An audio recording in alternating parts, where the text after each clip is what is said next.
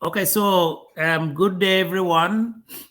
We are going to chat with Professor Abraham, who is chairman, Nigeria Medical Association in Akwaibom.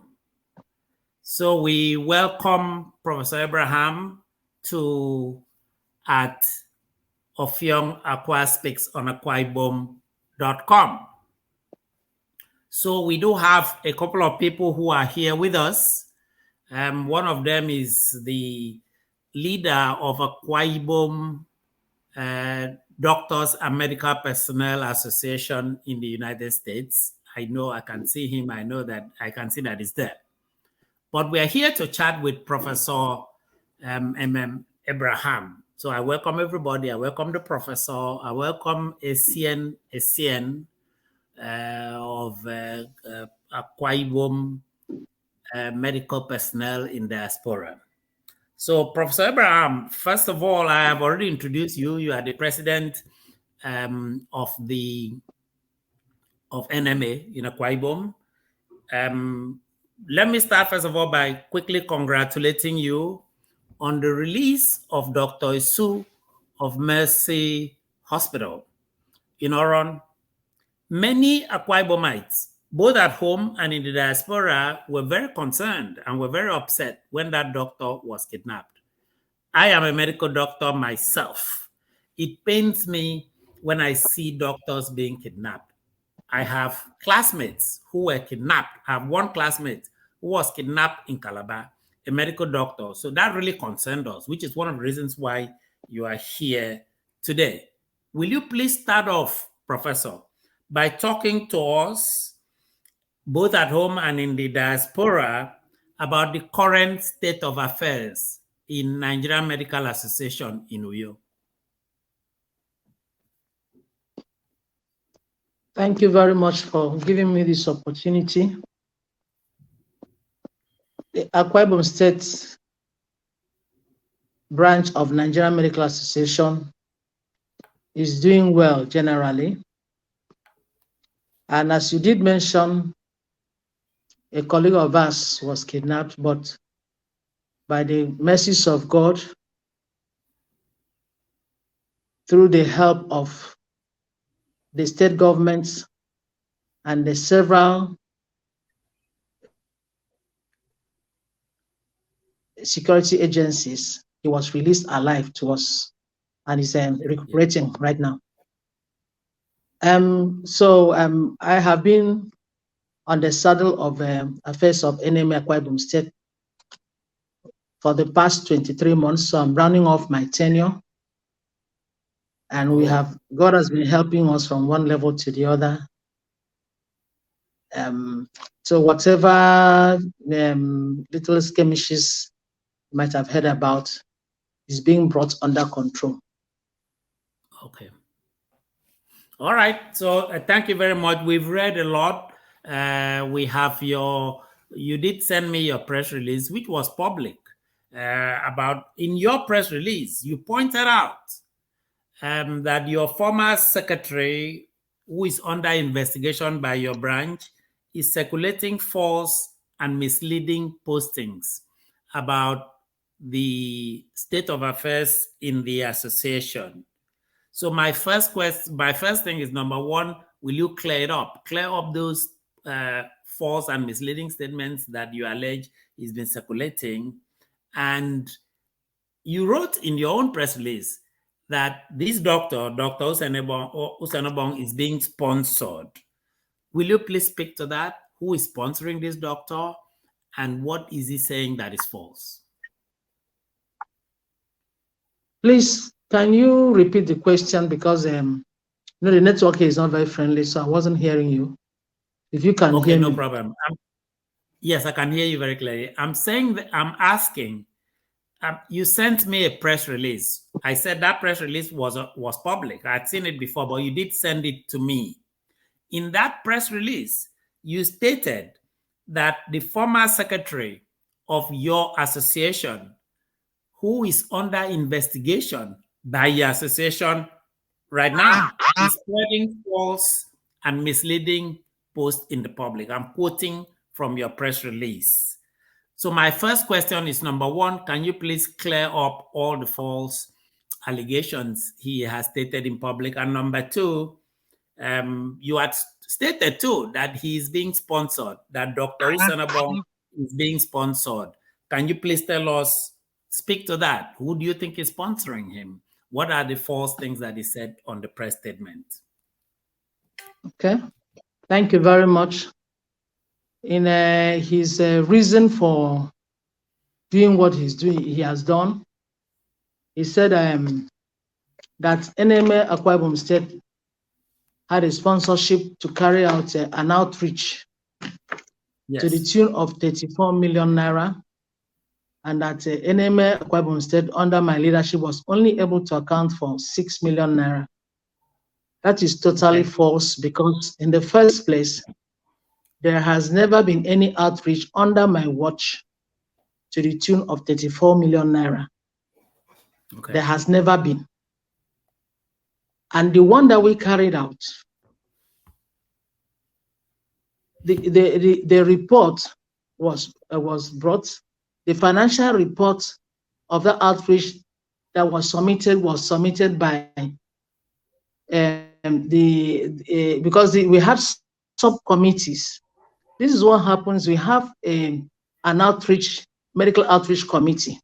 We have a chairman, and because we've done a number of outreaches, whenever an outreach is done or any other activity that a committee is asked to carry out, at the end, you compile your report, you submit it to the state officers committee, who will consider and push it to the state executive council, who will now consider and finally bring it up to the Congress.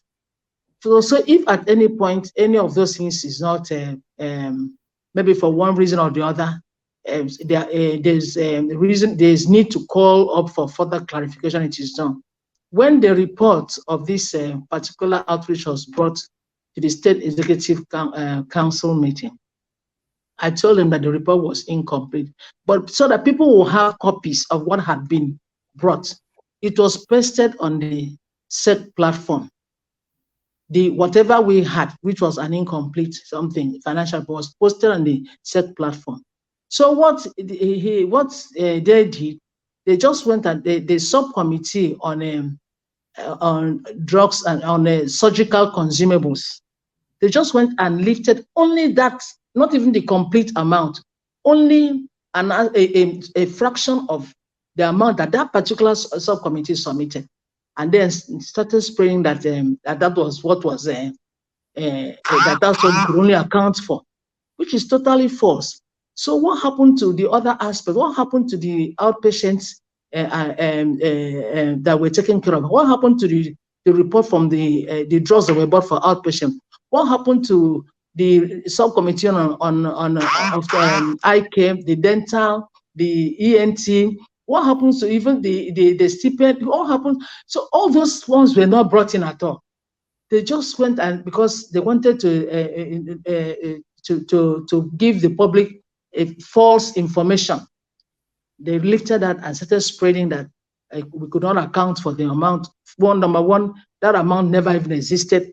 And then they now went only a small aspect and lifted up. So that's one. The other one, you talk about the crate. The crate was my own innovation. I started a crate, and as we're winding down, we had asked them to bring a report, and they brought a report.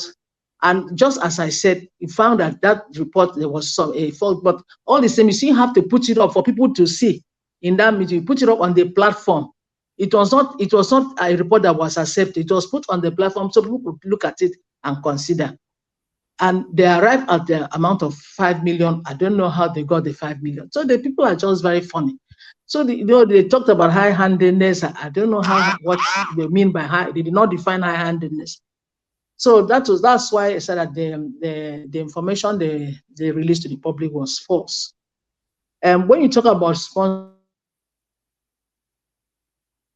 what I was referring to here is that, election is coming around. Election is around. And so people that have interest, they will want to push out whatever they think will serve their purpose. Yes. So that is what we have seen. All right, Professor, thank you very, very much. One of the reasons we brought you was for you to clear the air. So you have stated publicly, you have essentially given a pushback to the rumors that we were reading. So, so you have cleared the air as far as that is concerned. But I also want to ask you, because this was implied in your press release, how in particular did this affect, or how in particular did this doctor sabotage, Dr. Osenebom, how did it sabotage your efforts to secure the release of Dr. Isu? No, that's not what I stated in my press release. Okay. All right. So these have nothing. These have nothing. No. Let me explain. Let me explain. What happened was that this colleague had been in captivity for 15 days as at the time we had the first meeting.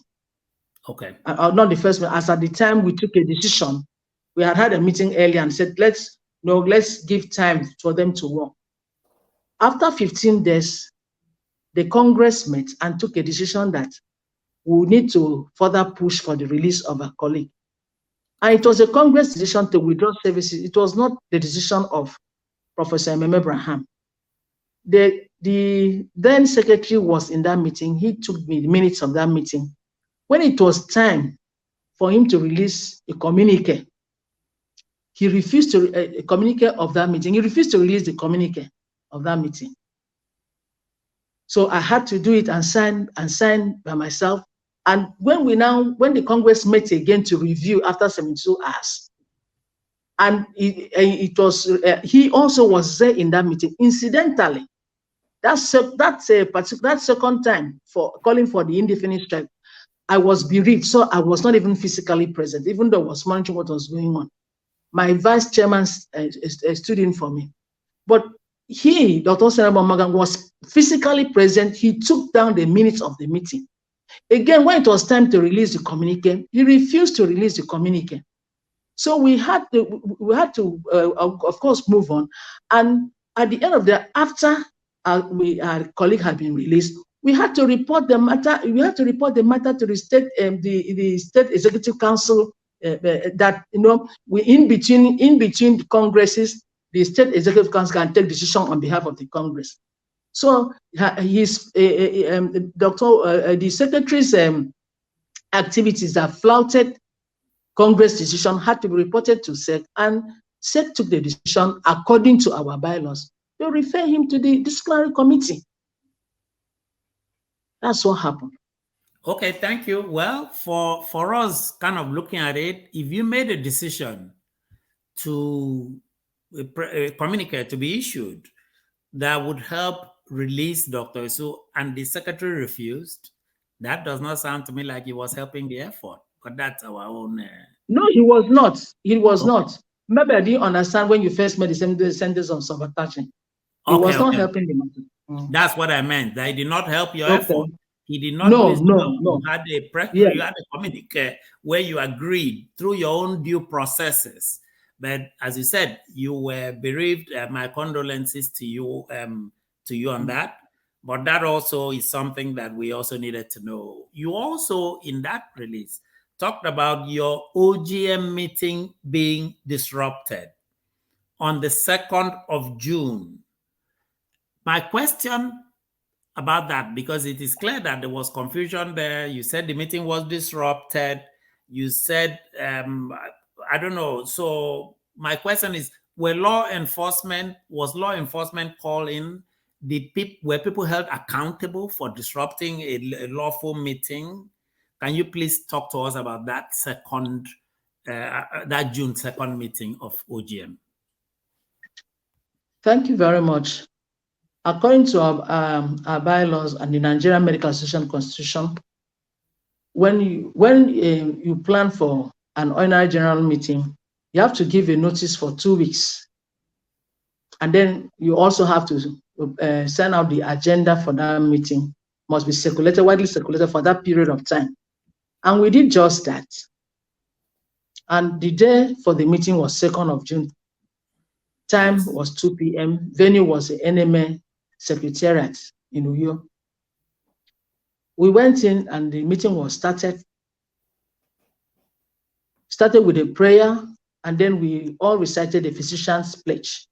The third item on the agenda was adoption of the agenda. And when I called for adoption of the agenda, somebody was recognized, and the person stood up. When the person stood up, another doctor by name Dr. Deacon Ackley started screaming, constitutional matter, constitutional matter. By our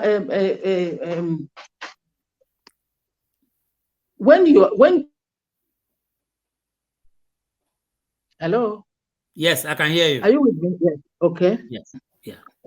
So by our standing order, in a meeting, you have to be recognized. Yes. For you to stand up and say something. You can raise your hand and wait till you be recognized. Since somebody had been recognized, it only meant that Dr. Rika had to wait. He said constitutional matter. And so, well, before the person that was first recognized could even say anything, they took the microphone to him, to the person that was recognized. Dr. Rika actually went and struggled the microphone with that person and destroyed the microphone in the process. Oh.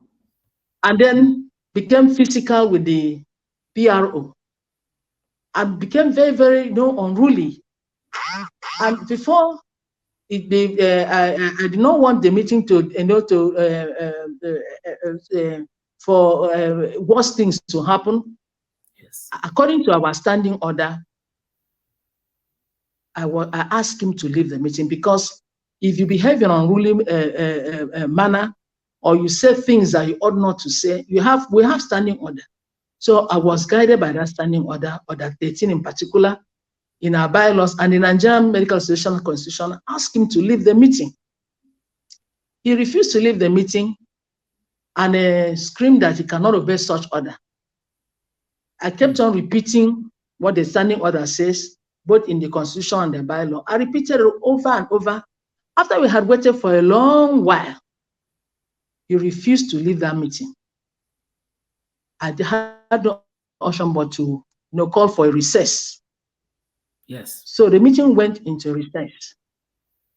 And as I was trying to leave the meeting, the people that sided with him, they wanted to, they were pushing people and they pushed me. That was not, it's not surprising, because they were trying to get the register and all those things. But as I stepped out, wanted to leave the premises, this same man went to his car, brought out a padlock, and locked the gate of the secretariat so that I could not leave. Others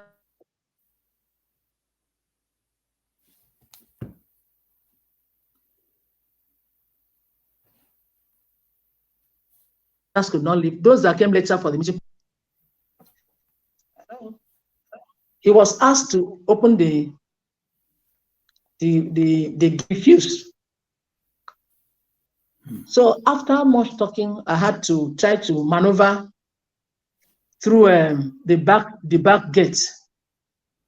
Yes. And as I went out through the back gate, I found out that I could not leave because the police had blocked the road. So I went back and waited. Unfortunately, while I was waiting,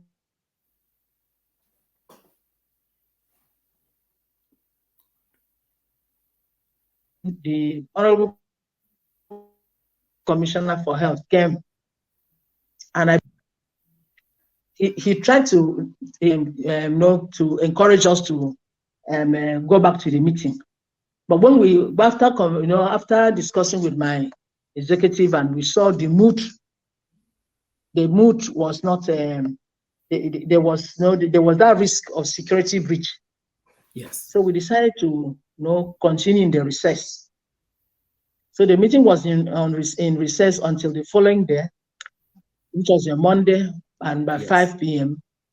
we concluded the meeting, and every item on the agenda for that day was taken care of, and so we are moving on. Okay, so thank you. That is really, really clears a lot of issues because I said, you Sorry, see all I'm not kinds of. hearing again. Oh, can you hear me now? Hello? Yes, can you hear me? I'm I not think it's hearing in, again. oh gosh, it looks like it's a network The same thing thing. because we heard I'm you not very hearing. clearly. Can you hear me now? I'm not. Sorry, I'm not hearing again. No. Good. Can I you don't hear know why right now? No.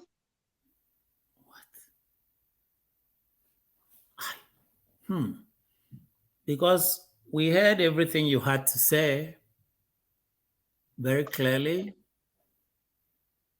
Okay.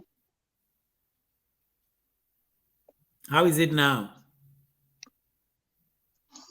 It's not as good as it was before. No, it was clearer before. Okay, so it looked like it was freezing, then it would unfreeze, it would freeze, then it would unfreeze.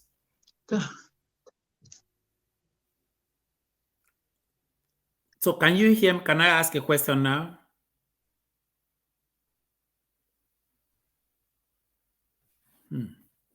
Good. Can you hear me right now? Wow. Faintly, very faint. Oh, you can hear me very faint? Very faint. Okay. Let me try a question. Was this doctor who disrupted the meeting, was he arrested? No, he was not. But we'll take disciplinary action against him. Okay. Okay. So the other question is, why do you think this disruption happened? Why did they disrupt your OGM? I wouldn't know. I wouldn't know because as I mentioned earlier, that we are close to election. So, Okay. people do all kinds of things to kind of want to achieve whatever aim they hope to achieve. So, I wouldn't know, but for him to come with the padlock to lock the gate means they came prepared. Because why would you be carrying padlock in your car to a meeting, and when something happens, you now take out that padlock to lock? So they came. I think they just had the mind of trying to disrupt. Maybe because I didn't mention that some of the people that actually at the end of the day, 3 people were sent to the disciplinary committee because of their efforts against the decision of the Congress. So you have Yes. the NAC MDP chairman and the ARD president, because they issued a joint communique dissociating their affiliates from Yes. that strike Yes. without having congresses of their various affiliates. Because after they had issued that communique, ARD now called for a congress in which their congress rebuked him for taking such a decision, and told him that according to the press release, or not the press release, the communique that was issued after the Congress, they said they stood by the decision of enema. Enema is a mother body. So Yep. because of their activities in not allowing that strike to go on smoothly, the SEC also referred them to the disciplinary committee. So I'm trying to answer your question why you think they wanted to disrupt the meeting. Yes, I you said are. maybe all these things, they thought they could disrupt the meeting, prevent the meeting from going on, because they felt instead of taking proper steps, because we have procedures. If you're found wanting, you're referred to the disciplinary committee. It doesn't mean that whatever that the decision of the disciplinary committee is final. The disciplinary committee decision will be put to the Congress, and it's the Congress. The final decision comes from the Congress, and yet they wouldn't even allow the process to go through. So in any case, we had had our OGM, we concluded the OGM, and all those things are being taken care of now. Okay, thank you, Professor. You have actually answered that question. I think the public would not have a sense. But let me just clear something. When you said ARD, you meant Association of Resident Doctors, so that the public would know what we're talking about, right? Sorry, please. ARD, that is Association of Resident Doctors. Resident Doctors. Resident Doctors. Yeah, and those ones are under you. They are under the umbrella of the Nigerian Medical Association. And yes, because we have 7 affiliates. Okay. We have NMA has many affiliates. ARD is one of the affiliates. Yep. The Nigerian Association of Government Medical Practitioners, called NAPMDP, is an affiliate of NMA.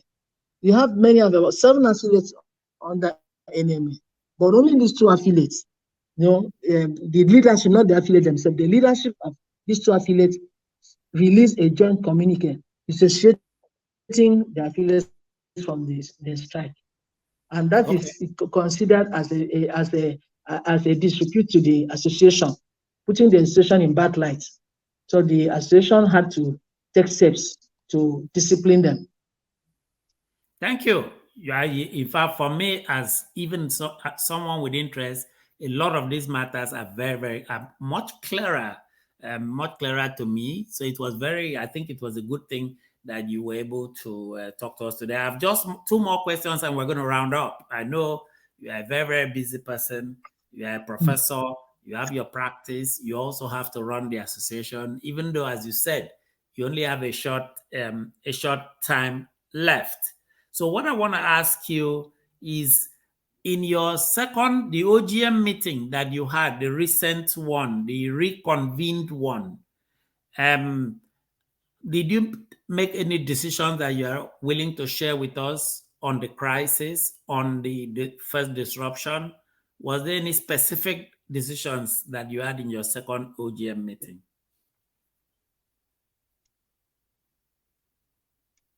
Well, in a meeting, you have an agenda, and when that agenda is adopted, you follow through. Yes. That's just what we did. Okay. But under AOB, the matter of the previous day was brought up. Okay. And we had taken steps to contain that, including the false declaration it came under AOB. So we're taking steps to do what we need to do. Okay, that's a satisfactory answer. And what will be the last question really for you? Sorry, did you hear me? Hello? Sorry, did you hear me? Yes, we heard you. Hello? Yes, okay. We heard you. We heard your answer to the question. So I had asked about the resolutions of your OGM meeting, and you did answer the question. Can you hear us? Okay. You can hear us, right? Can you hear us right now? It's breaking too. Okay, because I've heard your sentence. Okay, we have one more question and we are done. Only one question left. Are you ready? Yeah, I'm almost ready, but the network, I can hear you. Okay, now. So what I want to ask is, what is the role? What was the role of the national leadership when you were having all of these internal crises? What was the take, and what is the role of the national leadership? Did they contact you? Did they try to help in resolving this? What was their role?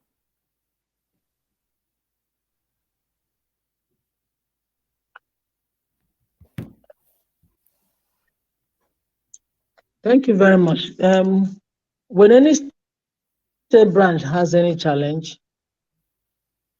you have to make a formal report to the national. Okay. And then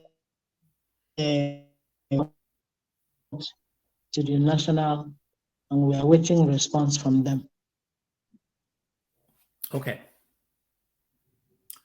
All right. Okay, so Professor, thank you very much. We've listened to what you've had to say. As far as I'm concerned, you have answered the questions that we put to you, which is questions that a lot of people had actually put to us. So we thank you. We are grateful that you're able to join at offiongaquaspeaksonakwaibom podcast. We wish you good luck, and we hope that Nigerian Medical Association Akwa Ibom branch, which is the state that we all come from, we wish NMA well. We hope that you are able to peacefully continue your work in our great state.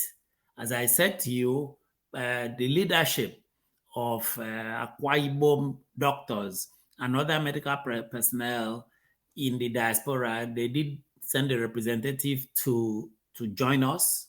So I guess now I think people know what is going on. Do you have any closing remarks? Yeah, thank you very much for this opportunity to throw more lights on the happenings. And our prayer and our desire is that NMA will come out, NMA Akwa Ibom State will come out stronger at the end of the day. Thank you. So thank you and congratulations. Even if you were in that release, we really hope this will not happen again. We hope the government will carry out all kinds of safeguards to protect our doctors. Our doctors are very, very important. If in future you want to talk to us, feel free to contact me. Thank you. All right. Thank you very much.